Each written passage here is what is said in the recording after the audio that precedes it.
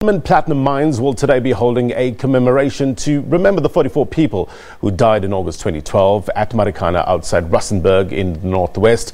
Earlier, I spoke to Zamantungwa Khumalo from the Socio-Economic Rights Institute of South Africa. Watch. Today, as you can imagine, this whole week is a very difficult week. Every year, it's a very, very difficult week. We were told by the families just leading up to this week how every interview, everything that's playing on TV, everybody who wants to get information from them always brings up the loss of their brothers, their fathers, and their loved ones. So it's always a very difficult week. Let's talk compensation and where we are at this stage. In terms of the status of compensation for the families, what's the latest? The latest is that, we must just understand that there's different heads of damages. At this point, the families have accepted the offer for the loss of support, which is standing at about 69 million for everybody who's a claimant. Is this the agreement with the police ministry? Yes, yes. So SERI at first, let me just clarify, represents 36 of the family, 36. The first one of the families is already settled with another organization. So with our 36, we've accepted the loss of support offer for We've accepted the offer for loss of support, and the only thing that's remaining is the other two heads of damages, which we're still in negotiations for. We're talking 36. How many claimants are those? It's about 320 people, 36 families with about 320 claimants. And what are they asking for? The families. So in terms of first thing is the loss of support. It's the offer for general damages. It's the offer for constitutional damages. And the one that we are also asking for is for the apology. And that's still also remaining. Apology from the current president? The apology from the current president and from whoever feels from the current government that they feel that they can come to the families and apologize for everything that has happened.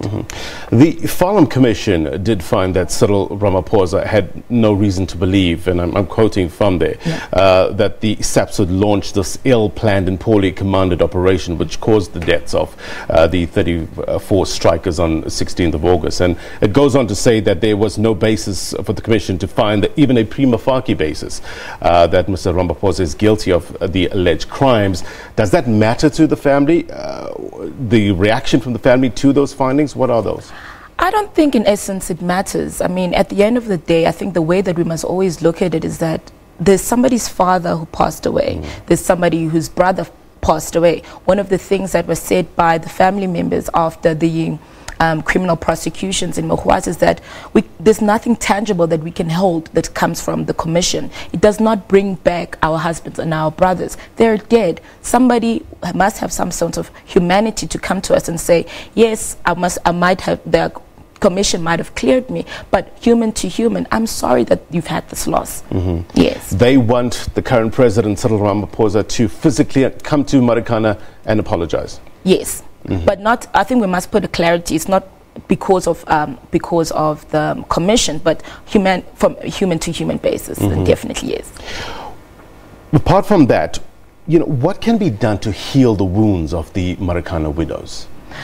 It's a very complex question, and I think they'd have to answer for themselves individually. I wouldn't want to take that from them, but I would think the first step is to go, whether you are a current minister, whether you're the president, or you're whoever, if you know that you were implicated, or maybe not in terms of the report, but you had something to do with it, come. Speak to them. There's families, there's the widows in Marikana, there's families in the Eastern Cape, there's families in Swaziland, there's families in Lesotho who lost their loved ones.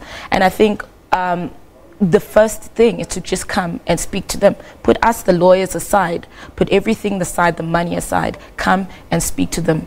Find them in their households, the grandfathers, the brothers and the sisters, wherever they are. Let's just go back to the money issue in terms of compensation. Those that were injured, have they been compensated in any way?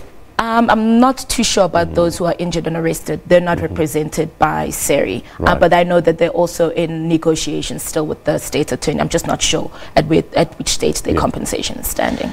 In terms of the families that you represent and the part that they will play in the commemorative events that are happening over today and tomorrow, what role will they play? My understanding is that they will be attending, and that's as far as I know.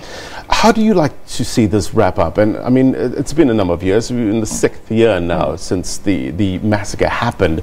In order to bring it to finality, what needs to be done? I think what first and foremost needs to be done, I think somebody has to come in and speak to the families, bring them all together behind the cameras, behind all of the politics, and just speak to the families, understand what they've been going through, not just because of the massacre, but since 2012 to now, it's 6 years, they're still stuck in this process. They'll forever be known as the widows of Marikana. But their life needs to go on. They need to go back and be mothers. They need to go back and be grandmothers to the families that they've left behind. So what I would hope would happen is that they would be able to get closure. They'd be able to move on with their lives however they want as individuals.